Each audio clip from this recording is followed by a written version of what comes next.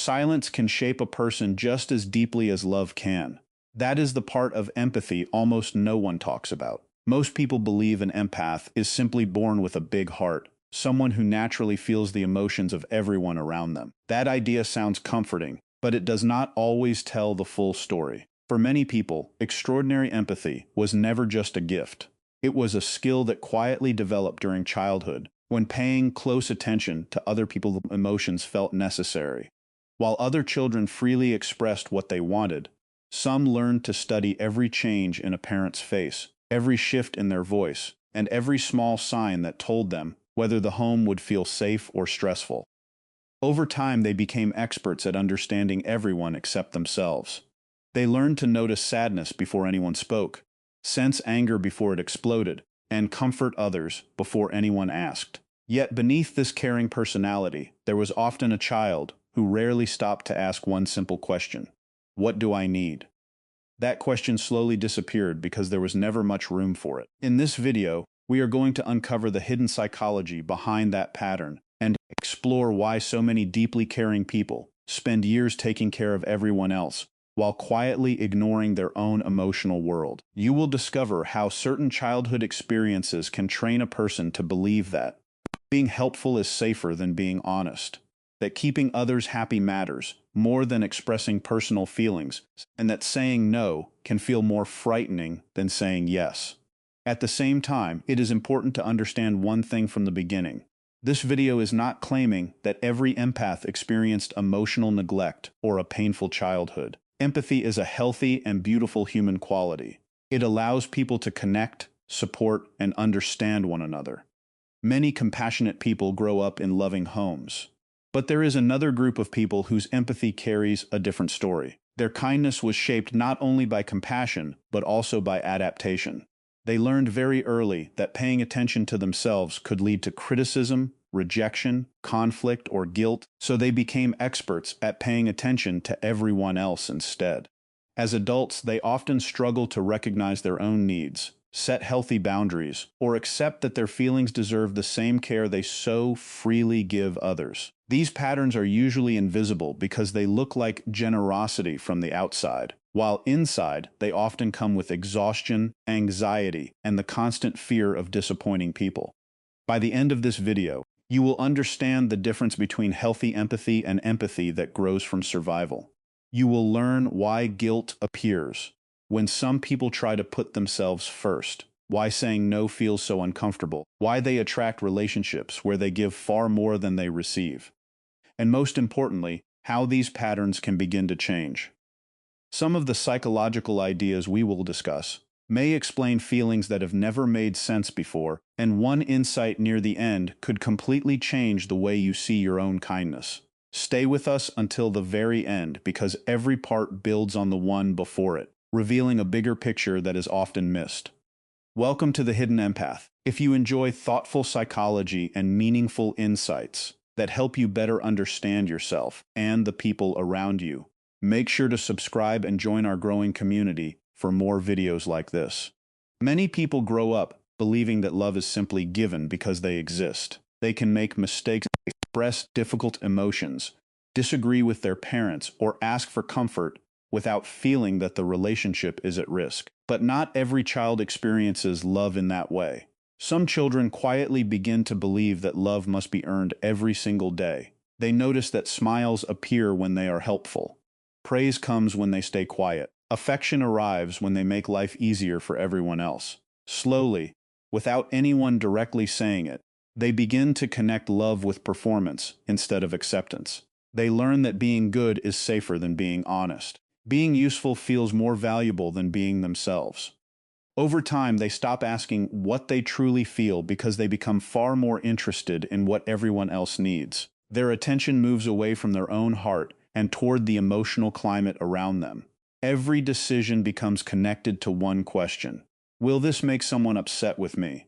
That question quietly shapes their personality. They become the child who never complains, who apologizes quickly even when they did nothing wrong, who tries to solve problems before anyone asks, and who believes that being easy to love means never asking for too much. This pattern rarely appears overnight.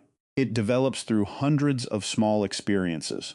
A child may reach for comfort and be told they are too sensitive. They may express sadness only to hear that other people have bigger problems. They may ask for attention and discover that everyone is too busy. They may become excited about something important to them, but quickly learn that nobody has time to listen. After enough moments like these, they stop expecting their feelings to matter. Instead of sharing what hurts, they become experts at hiding it. Instead of asking for help, they convince themselves they should handle everything alone.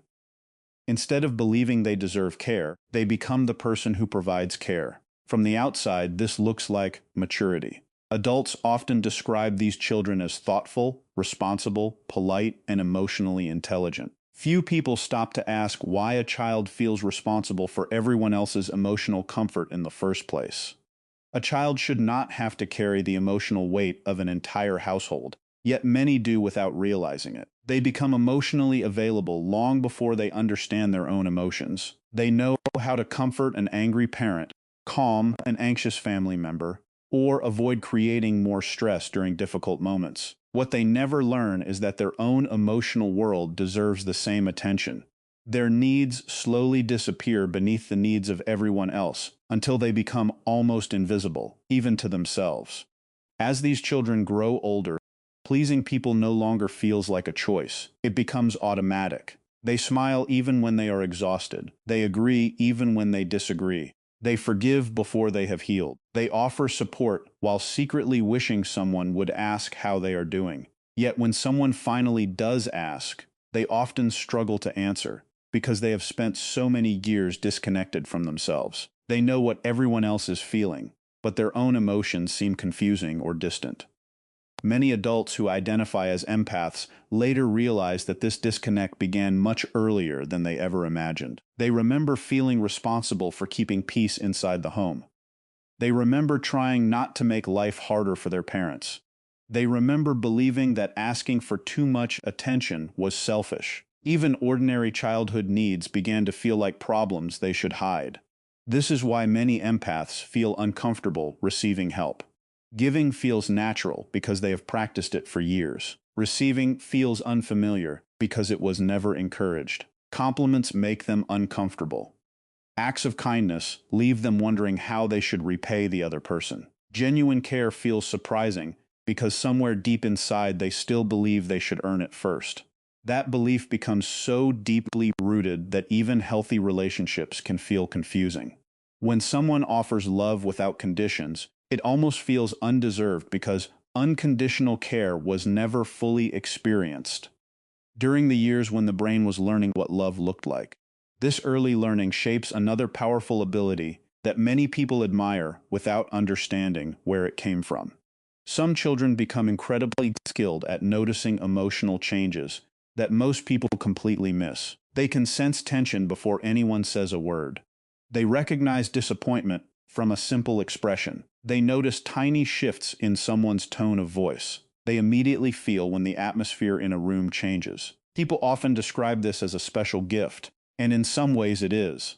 It allows them to connect deeply with others and understand emotions that are difficult to express. But behind this remarkable sensitivity, there is often a very practical reason. Their nervous system learned that paying close attention increased emotional safety. If they noticed anger early enough, they could avoid making it worse. If they recognized sadness, they could offer comfort before conflict appeared. If they sensed frustration, they could stay quiet until everything calmed down. Their brain slowly became trained to scan the environment all the time. Instead of relaxing, it remained alert. Instead of focusing inward, it focused outward. This constant awareness became normal, so normal that many adults never realize they are doing it. They walk into a room and immediately sense the emotional atmosphere before they even notice their own mood. They listen carefully to every word, every pause, and every expression because part of them still believes that emotional safety depends on predicting other people's reactions. This kind of hyper-awareness is exhausting because it never truly turns off. Even in peaceful environments, the mind keeps searching for signs that something might be wrong. A friend sends a shorter text than usual, and they wonder if they upset them. A partner seems quieter after work, and they immediately begin looking for something they may have done. A coworker appears distracted during a conversation, and they quietly assume responsibility for the change in mood. Most of the time, these assumptions are not accurate, yet the habit continues because it was built during years when paying attention genuinely helped them stay emotionally safe. Their brain still follows old rules, even though their life has changed. This is why many empaths feel mentally tired after spending time with groups of people. They are not simply listening to conversations. They are unconsciously tracking facial expressions, body language, emotional energy, possible conflicts, and the comfort levels of everyone around them. Their attention is divided in so many directions that they often leave social situations feeling drained without understanding why. Other people may think they are naturally caring, but they rarely see the invisible emotional work happening beneath the surface every minute.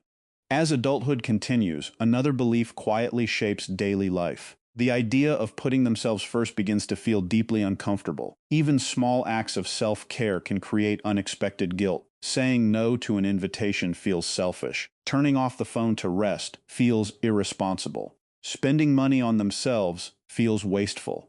Taking time alone feels like they are disappointing someone.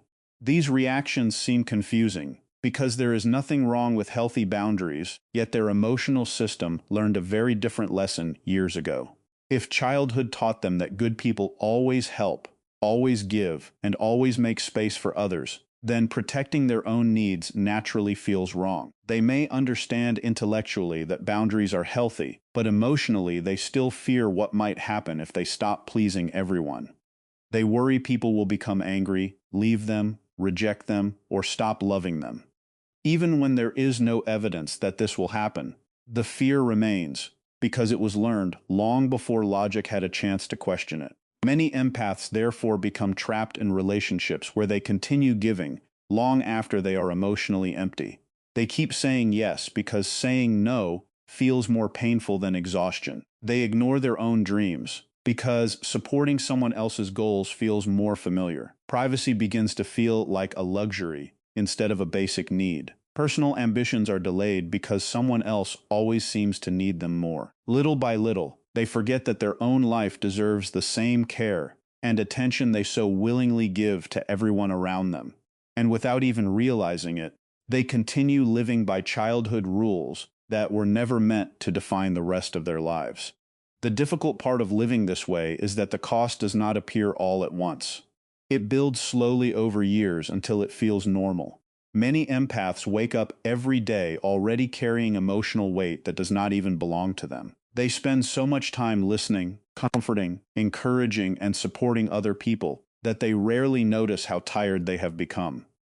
Physical rest does not always solve the problem because the exhaustion is not only in the body. It lives in the mind and the heart. Even after a quiet weekend or a full night's sleep, they may still feel drained because they have spent years carrying responsibilities that no one ever asked them to carry. They worry about family members who are capable of solving their own problems. They think about friends long after conversations have ended.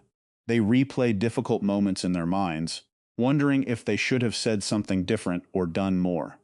While other people eventually leave stressful situations behind, the empath often carries them home. Their nervous system stays active long after everyone else has moved on. Over time, this constant emotional effort begins to feel like a full-time job that never truly ends.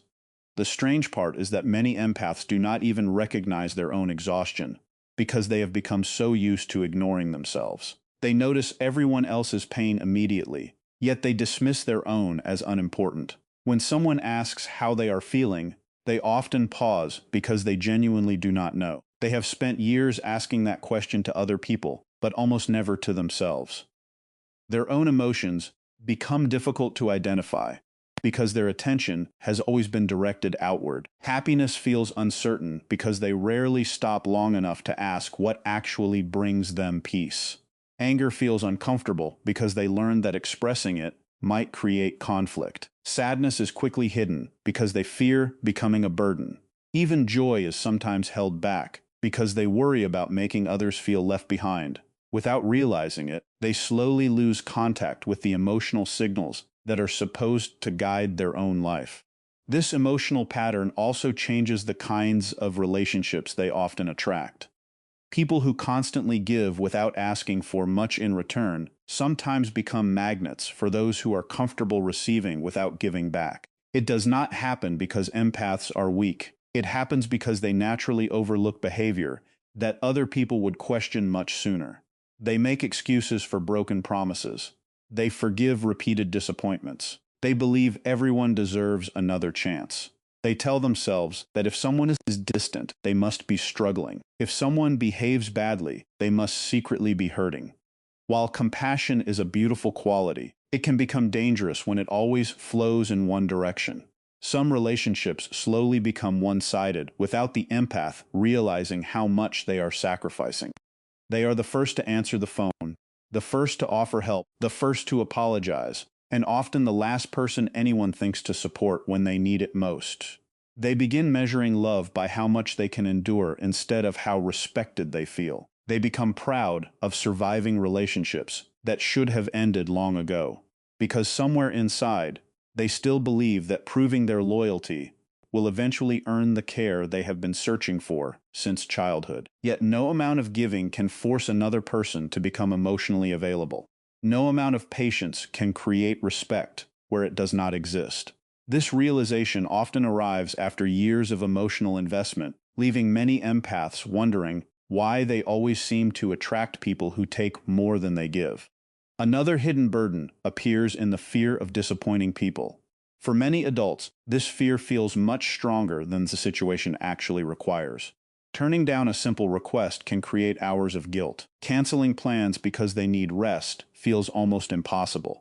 Asking for personal space brings anxiety instead of relief. They replay conversations in their minds, worrying that someone might think they are selfish, uncaring, or rude. Even when other people completely understand their decision, the guilt remains because it comes from old emotional programming rather than present reality.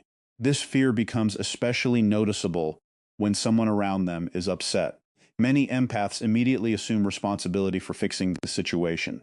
If a friend is unhappy, they search for solutions. If a partner is stressed, they begin carrying the emotional weight themselves. If a family member is disappointed, they feel pressure to remove that disappointment as quickly as possible. They struggle to sit beside someone else's pain without believing they must solve it.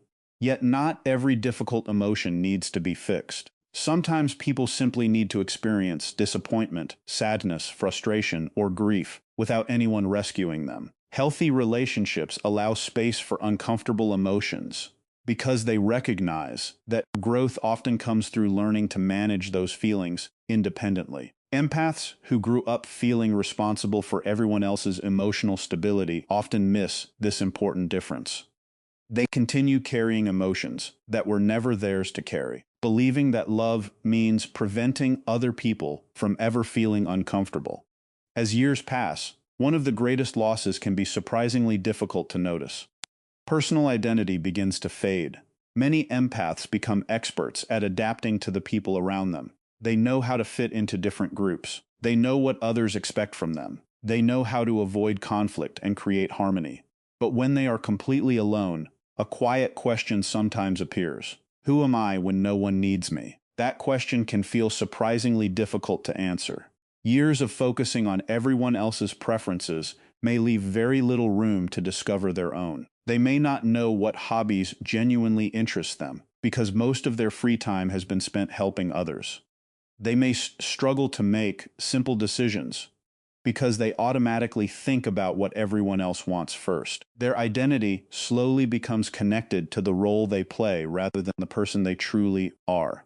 They become the caretaker, the listener, the peacemaker, the reliable friend, the responsible sibling, or the supportive partner. These roles are meaningful, but they are not a complete identity. Beneath every role is an individual with dreams, opinions, boundaries, interests, fears, and needs that deserve attention. When those parts remain ignored for too long, life can begin to feel strangely empty, even while surrounded by people who appreciate everything they do.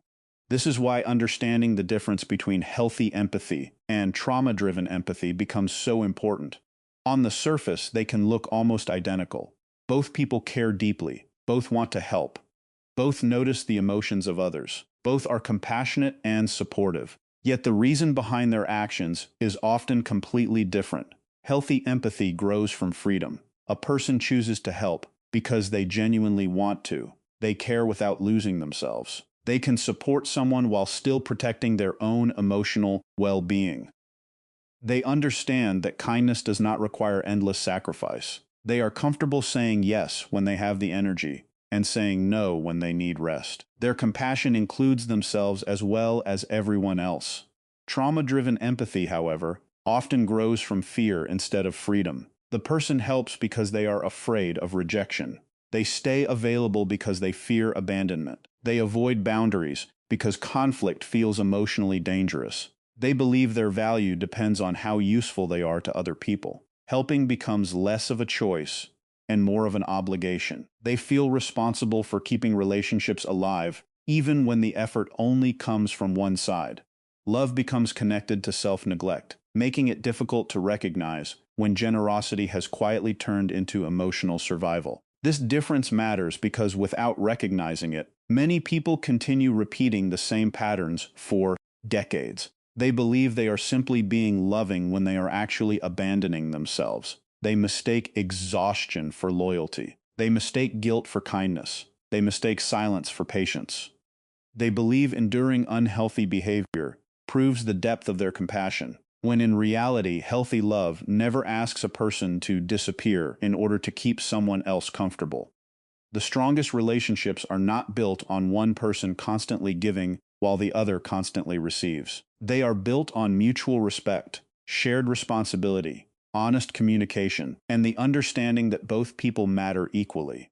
Learning to reconnect with yourself often begins with very small moments that seem almost insignificant at first. Before asking how someone else feels, begin asking yourself the same question. Before automatically solving another person's problem, notice what is happening inside your own mind. Pay attention to your body when it feels tense. Notice the quiet sadness that has been ignored for years. Allow yourself to admit when you are tired without apologizing for it. These simple moments slowly rebuild a relationship with yourself that may have been neglected since childhood. At first, this can feel uncomfortable because your mind may immediately tell you that focusing on yourself is selfish. Guilt may appear every time you set a healthy boundary or decline a request. That guilt does not necessarily mean you are doing something wrong. Very often, it simply means you are doing something different from what your nervous system learned many years ago. With practice, saying no becomes less frightening. You begin to understand that every explanation is not required. A respectful no is enough. You stop believing that every disappointed reaction is your responsibility to fix. You allow people to manage their own emotions without carrying them on your shoulders. Little by little, your self-worth becomes less connected to being needed and more connected to simply being yourself. Relationships also begin to change. Instead of searching for people who only receive your care, you naturally move toward those who also ask about your feelings. Respect your boundaries, celebrate your growth, and remind you that support can move in both directions, allowing space for a new way of living to slowly take shape. As we come to the end of this journey, one truth becomes clear. Childhood experiences can shape the way we love, the way we connect, and even the way we understand our own value. For some people, empathy grew from warmth and healthy relationships. For others, it became a survival skill that helped them feel safe in an unpredictable emotional world. That does not make empathy a weakness, and it does not mean there is something wrong with being deeply caring. Empathy itself has never been the problem. The real problem begins when you believe that everyone else's needs deserve attention while your own needs should always come last. That belief can slowly steal your energy, your confidence, your peace, and even your sense of identity. The good news is that these patterns do not have to define the rest of your life. Every time you listen to your own feelings, every time you set a healthy boundary, every time you allow yourself to rest without guilt, you begin to rewrite the lessons that once taught you to disappear for the comfort of others. Taking care of yourself is not selfish. It is emotional maturity. It allows you to give from a place of strength instead of exhaustion. It allows your kindness to become a choice instead of a burden. Most importantly, it reminds you that your emotions deserve the same compassion you so freely offer everyone else. Real empathy is never about losing yourself. It is about caring deeply without forgetting that you are a human being with needs, dreams, limits, and feelings that matter just as much as anyone else's. The healthiest heart is not the one that gives everything away. It is the one that knows how to care for others while still protecting itself. If today's video helped you see yourself or someone you love in a new way, don't keep these insights to yourself. Give this video a like, share it with someone who may need to hear this message, and let us know your thoughts in the comments below.